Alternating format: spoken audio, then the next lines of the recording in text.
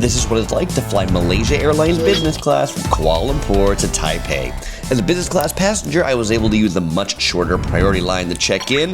This flight departed Kuala Lumpur from the satellite sea gates, and because the train was being repaired, they were busing passengers over there. As a business class passenger, I was able to take the fancy business first class bus transfer, save a bit of time. I then enjoyed sort of like breakfast at the lounge, the Golden Lounge located above gate C1. I had a nasi lemak and a tea tarek for breakfast. After enjoying breakfast, I went down to the gate area, which was gate C1. It opened an hour before departure time. Departure time was 9:20, so this opened at 8:20.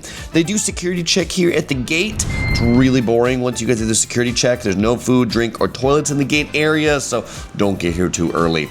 Boarding of the actual plane started about 30 minutes prior to the departure time. Now, getting on the plane, there are 6 rows of business class. There are 5 seats in each row. All of the middle section seats are pairs. The window seats alternate between pairs and solo seats. I was in seat 4K, a solo window seat. Nice and private, really felt kind of like a throne. On the seat, there was a big blue pillow and a gray fleece blanket and a pair of headphones. Up front, there's a big but highly reflective and kind of dim screen. Below that, there's a weird mesh pocket. Below that is the big feet area. There's tons of room down here for my 6-foot-long legs and size 14 Hoka shoes. Okay, my legs aren't 6 feet long, but I'm 6 feet tall, and so my legs are long. To the right of the seat was a big table area with a little bit of storage under it. You couldn't put luggage or anything here for takeoff or landing. To my left was a little cubby for the provided headsets.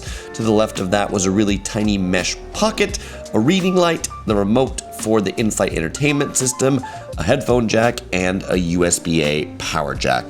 Next to that was one set of seat controls with another set of seat controls closer to the actual seat. You could control the seat from either one of these you wanted to. Before takeoff, they brought us some pre-departure drinks. I got an apple juice, and then they also brought a nice hot towel. At the plane pushback from the gate, they started the safety briefing in the form of a really funny music video. It's my first time flying Malaysia Airlines. Audio was in English only, subtitled in Malay.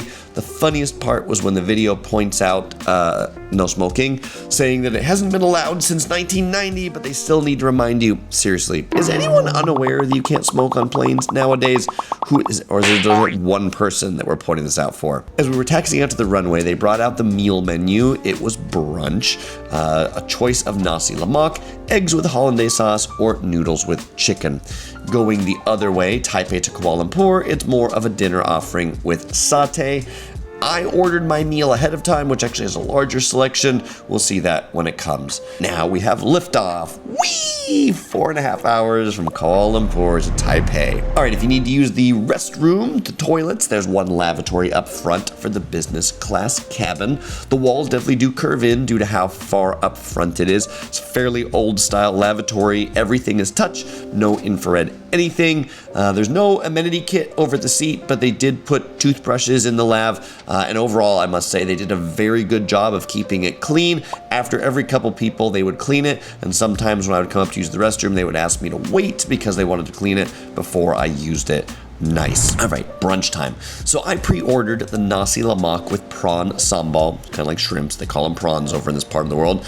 It was an interesting Malaysian Western breakfast set, including fruit, Greek yogurt, and some breads with jam and butter. Interesting that the anchovies and the peanuts for the nasi lemak came in their own little wrapper thing. Overall, a satisfying meal.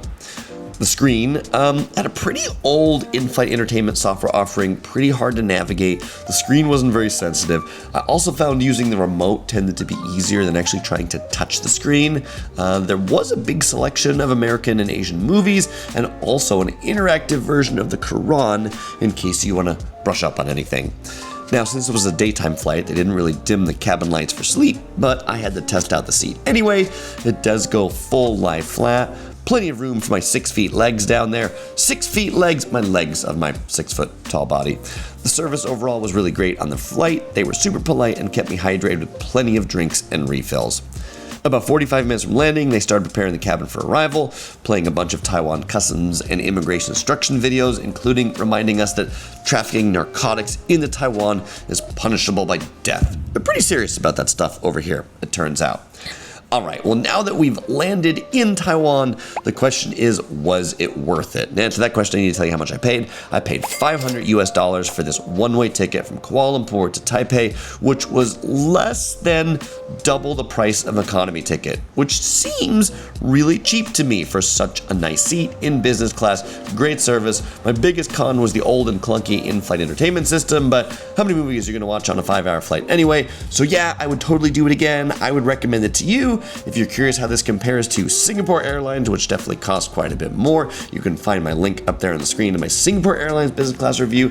Or if you're going to Taipei, you might enjoy my Taipei guide. Or if you're going to Kuala Lumpur, you might enjoy my Kuala Lumpur travel guide. Links to those are also in the description below. And as usual, fellow explorers, I won't say goodbye because I'll see you in the next video.